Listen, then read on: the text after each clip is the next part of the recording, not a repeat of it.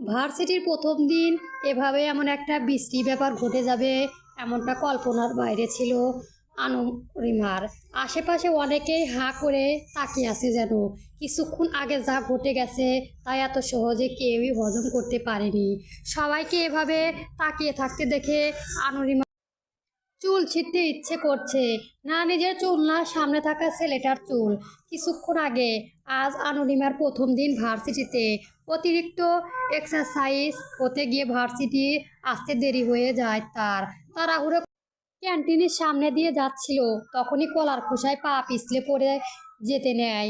নিজেকে সেফ রাখতে গিয়ে চোখ বন্ধ করে কাউকে ধরে ফেলে, যার রুদ্ধতার সাথে আপন ব্যক্তিটি নিচে পড়ে যায় আর ঘটনাক্রমে তাদের কিস হয়ে যায়। এতে করে আশেপাশে যার ছিল তারা সবাই হাঁ করে ওদেরকে দেখছিল। চট করে অনুরিমা চোখ খুলে দেখে সে একটা ছেলের উপরে পড়ে আছে। বিদ্যুতের গতিতে উঠে দাঁড়ায় সে, সঙ্গে সঙ্গে ছেলেটিও উঠে দাঁড়ায়। ছেলেটির চোখ মুখ রাগ স্পষ্ট দৃষ্টিমান।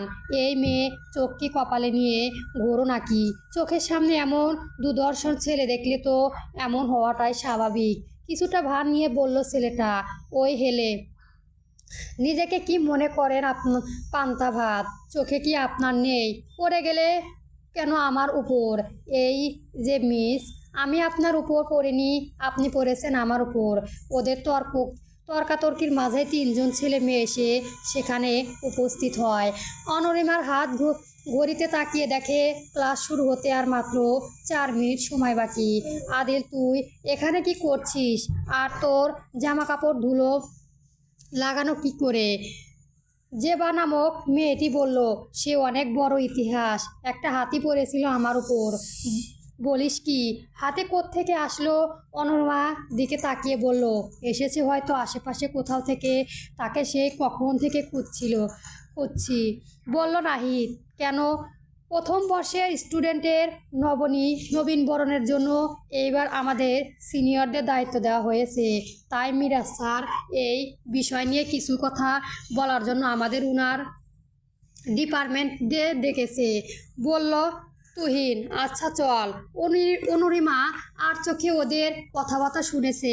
পাশে তার প্রাণপ্রিয় বেস্ট ফ্রেন্ড রিয়ান্তা দাঁড়িয়ে। আদিল তার বন্ধুদের সাথে কথা বলে একটা অনুরিমার দিকে তাকালো, তারপর আর কিছু না বলে বন্ধুদের সাথে সেখান থেকে চলে গেল। অনুরিমা বোকার মতো তাদের যাওয়ার প্রাণে তাকিয়ে আছে। রিয়ান্তা টেনে টুনে অনুরিমাকে ক্লাসে নিয়ে যায়। প্রথম দিনের ক্লাসগুলো কিছুই মিস করতে চায় না তারা। টিচার এবং স্টুডেন্টের পরিচয় হতে হতে কেটে যায় পুরো সময়। ভার্সিটি ছুটির পর বাসায় আসলো। শায়লা বেগম মেয়েকে জিজ্ঞেস করেন, আজ কলেজ প্রথম দিন কেমন কেটেছে? অনুরিমা মুখে শুধু ভালো বলেই নিজের ঘরে চলে আসে। গরমের মধ্যে বাইরে থেকে এসে বড্ড ক্লান্ত লাগছে তার, তাই সে গোসল করার জন্য সোজা ওয়াশরুমে চলে যায়। লম্বা শাওয়ার নিয়ে এখন অনুরিমা নিজেকে হালকা মনে হচ্ছে। শায়লা বেগম মেয়ের কথায় বিশ্বাস হয় না, তাই তিনি ছোট মেয়েকে অনুরিমার রুমে পাঠায়। আহনা রুমে এসে দেখে তার বোন টাওয়াল নিয়ে চুল মুছছিল। কিছুক্ষণ তাকিয়ে থেকে দেখার চেষ্টা করছিল তার বোনের মন ভালো আছে কি নাকি। না, অনুরিমা একদম স্বাভাবিক মুডে আছে। আহনা ধীরে ধীরে রুমের ভেতরে প্রবেশ করে। আহনা বোনের পেছনে গিয়ে দাঁড়ায়। আয়নায় আহনাকে দেখে অনুরিমা জিজ্ঞেস করে, পেছনে দাঁড়িয়ে আছিস কেন? তুই কি করতেছো? দেখতে এসেছিলাম। কেমন কাটলো ভার্সিটির প্রথম দিন? আহনার কথাতে অনুরিমা সেই ঘটনাটা চোখের সামনে ভাসতে থাকে। মুহূর্তে তার হৃদস্পন্দন যেন বেড়ে যাচ্ছিল। নিজেকে স্বাভাবিক করে অনুরিমা আহনাকে সব বলে দেয়। অনুরিমার কাছে সব শুনে আহনাব যেমন মাটিতে গড়াগড়ি খাওয়ার মতোই অবস্থা। আহনাবের হাঁটতে দেখে অনুরিমা রেগে যায় এবং নিজের রুম থেকে বের করে দেয়। রাতে যখন সবাই একসাথে খাবার খেতে বসে, তখন অনুরিমার বাবা আসাদ সাহেব মেয়েকে জিজ্ঞেস করে, আজ সারাদিনে কেমন কাটলো? অনুরিমা তখন সবে মাত্র খাবার খাবার তুলছিল মুখে। বাবার মুখে এই প্রশ্ন শুনে তার গলার খাবার আটকে যায়। শায়লা বেগম তাড়াতাড়ি করে মেয়েকে পানি এগিয়ে দেয়। অনুরিমার এমন অবস্থা দেখে অহনা হাসতে হাসতে বলে, আজকের দিনটা আপু সারা জীবন মনে রাখবে। মেয়েটার গলার খাবার আটকে গেছে আর তুই হাসছিলি। তোমার ছোট মেয়ের দিনকে দিন ফাজিল হয়ে যাচ্ছে, বললেন শায়লা বেগমা। তুমি রাগ করছো কেন? রাগ করবো না, সারাদিন জ্বালিয়ে খায় দুটোকে। আম্মু তুমি এখন অন্য টপিকে চলে যাচ্ছ। কথা হচ্ছিল আপুর ভার্সিটি নিয়ে। অনুরিমার রাগে আহনার দিকে চোখ রাঙিয়ে তাকায়।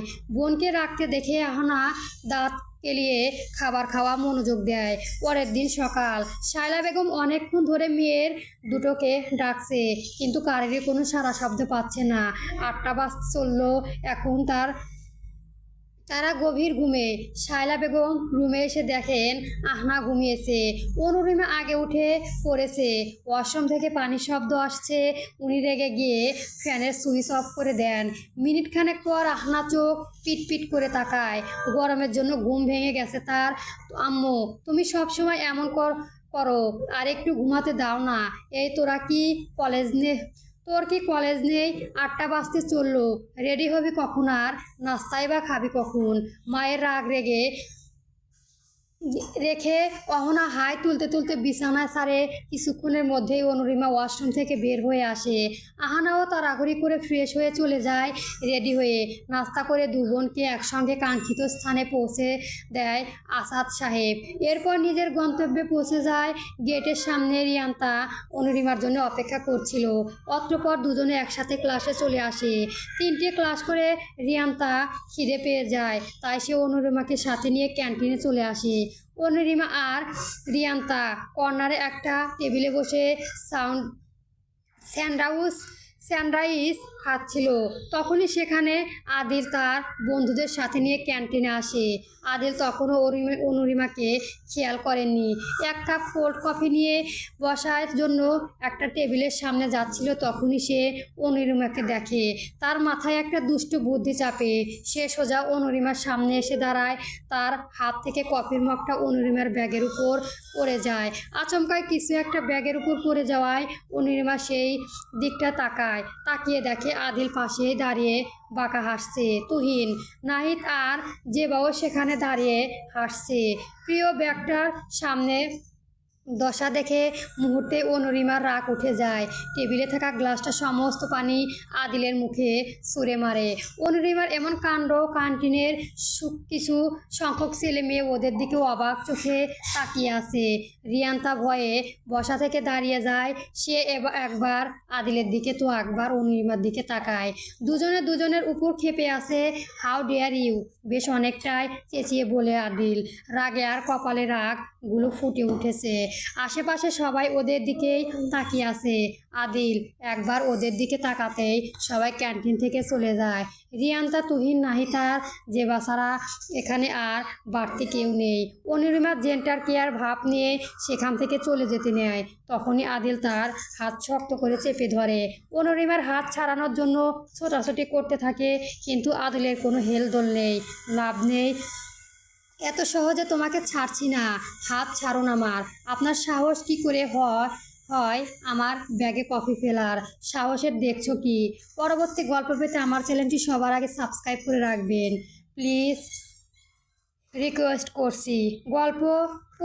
অপূর্ণতা গল্পের পূর্ণতা তৃপ্তি সূচনা পর্ব চলবে।